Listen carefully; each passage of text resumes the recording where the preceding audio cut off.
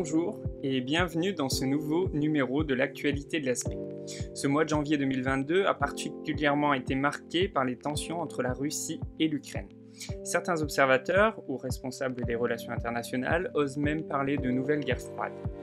Ce sujet s'intègre au thème 2 du programme de terminale, faire la guerre, faire la paix, forme de conflit et forme de résolution. Ici, nous allons essayer d'expliquer comment le conflit ukrainien est passé d'un conflit intra-étatique à un potentiel conflit interétatique à l'échelle mondiale. Nous expliquerons aussi qu'il est compliqué aujourd'hui de faire la paix malgré l'existence de l'ONU, censée être l'instance privilégiée de la diplomatie. En effet, ces dernières semaines ont été tendues entre Moscou et Kiev. Le 24 janvier 2022, par exemple, le président américain Joe Biden a pris la décision de faire rentrer les diplomates américains d'Ukraine par crainte d'une offensive russe sur le pays, et il a décidé aussi d'envoyer des troupes en Roumanie pour soutenir l'Ukraine. On peut d'abord se demander comment en est-on arrivé à ce niveau de tension. Pour ce faire, recontextualisons les relations entre l'Ukraine et la Russie depuis la fin de la guerre froide. Depuis la fin de la guerre froide, la Russie cherche à conserver une influence sur son étranger proche, c'est-à-dire les anciennes républiques soviétiques. En 2007, par exemple, l'Estonie avait fait l'objet d'une cyberattaque d'ampleur qui paralyse le gouvernement estonien pendant 3 semaines. Il s'avère que la Russie a paralysé le pays pour montrer son mécontentement concernant l'entrée de l'Estonie dans l'OTAN. En janvier 2022, l'Ukraine fait l'objet d'une cyberattaque massive dont la provenance est inconnue. Cependant, cette cyberattaque intervient au même moment où la tension entre la Russie, l'Ukraine et l'OTAN est à son maximum. Cet événement n'est pas fortuit. Autre similitude, en 2008, l'Ossétie du Sud, province de Géorgie, se déclare indépendante. Moscou n'hésite pas à envoyer des troupes pour soutenir la province rebelle. En 2014, lorsque la province du Donbass, qui est pro-russe en Ukraine, se révolte contre le pouvoir de Kiev, qui est pro-occidental, la Russie envoie des troupes de manière informelle pour soutenir les insurgés. Ces agissements contre cet étranger proche est une réponse de la part de Moscou contre l'agrandissement perpétuel de l'OTAN à ses frontières. Nous allons alors nous demander en quoi le conflit régional ukrainien s'internationalise-t-il et devient peu à peu mondial. 2004-2014, de la révolution orange à la guerre civile. L'élection présidentielle de 2004 marque un tournant pour l'Ukraine. Elle oppose Viktor Yanukovych, président sortant pro-russe soutenu par Vladimir Poutine, à Viktor Yushchenko, pro-occidental soutenu par l'UE. Yanukovych est donné gagnant au deuxième tour. Des centaines de milliers d'opposants pro-démocratie descendent dans les rues de Kiev pour contester l'élection. C'est la révolution orange. Le résultat de l'élection est finalement annulé par la Cour suprême pour soupçon de fraude électorale. Un nouveau scrutin est réalisé et Viktor Yushchenko est donné vainqueur. L'Ukraine entame alors un rapprochement avec son voisin démocratique européen. Cette situation inquiète énormément Moscou, qui craint un rapprochement de l'Ukraine avec l'OTAN, l'organisation du traité de l'Atlantique Nord. D'autant plus que plusieurs pays ont intégré l'OTAN au début de la décennie.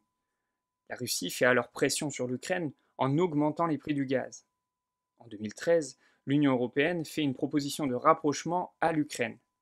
Pour contrer celle-ci, le Kremlin propose un prêt de 15 milliards de dollars et la réduction des prix du gaz d'un tiers. Viktor Yanukovych, soucieux d'améliorer l'économie de son pays, accepte alors l'accord avec la Russie, ce qui l'éloigne de l'Union européenne. Cependant, les Ukrainiens europhiles, qui sont très nombreux, se révoltent contre le pouvoir. Ils prennent cette décision pour une trahison. En février 2014, la place Maïdan de Kiev est le symbole des manifestations qui se font réprimer dans la violence avec un bilan de plus de 100 morts. Yanukovych est alors contraint de fuir en Russie. Cependant, des manifestants pro-russes s'opposent à cette révolution, notamment dans les régions du sud et de l'est de l'Ukraine, majoritairement russophones.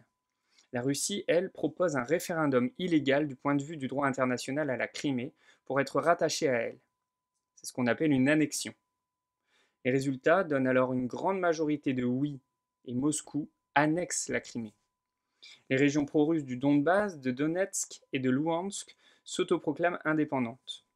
Depuis 2014, malgré une tentative de paix lors des accords de Minsk en 2014, les combats n'ont pas cessé et ont provoqué 14 000 victimes et plus de 1,5 million de déplacés.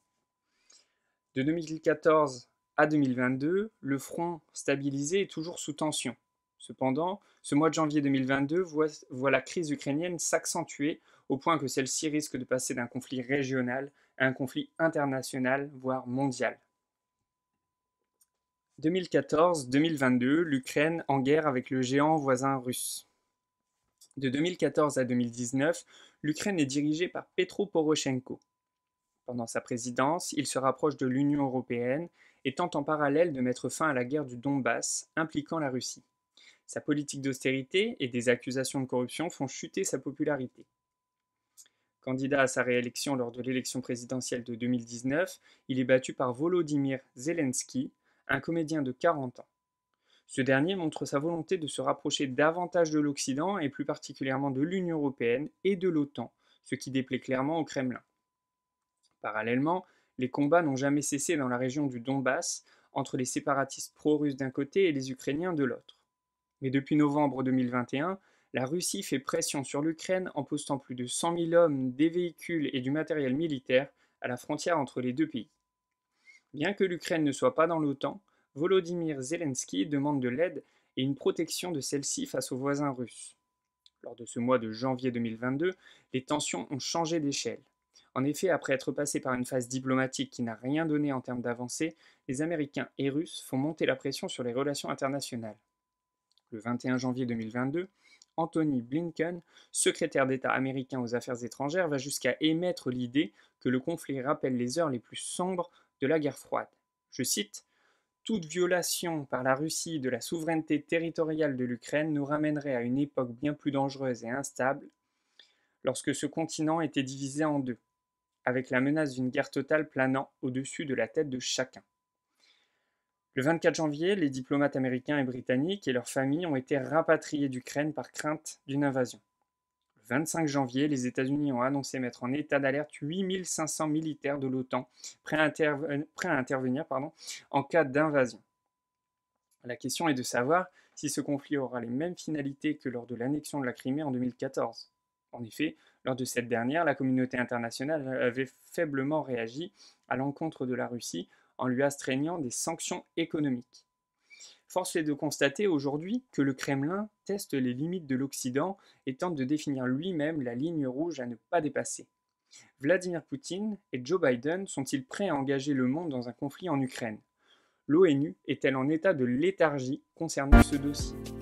Affaire à suivre. Pour conclure, ce que nous pouvons constater, c'est que les conflits actuels et surtout leur résolution dépendent davantage du bon vouloir des grandes puissances que des organisations internationales. Ainsi, sur le dossier ukrainien, l'ONU n'est plus considérée comme une instance de diplomatie privilégiée, celle-ci se faisant sur le terrain ou directement entre les acteurs concernés. Cependant, ce choix de ne pas passer par l'ONU pour résoudre les conflits pourrait faire basculer le monde dans un conflit majeur, et c'est bien ce que l'on peut redouter, car la sécurité collective dépend d'un nombre ici restreint d'acteurs. Dans tous les cas, je vous remercie pour votre écoute. N'oubliez pas que ces vidéos peuvent vous servir d'amorce pour les sujets de dissertation ou être utilisées en sujet pour le grand oral. Je vous remercie d'être toujours plus nombreux à regarder mes vidéos. N'hésitez pas à vous abonner si ce n'est pas encore fait et à diffuser les vidéos. Je vous dis à très vite pour un nouveau numéro.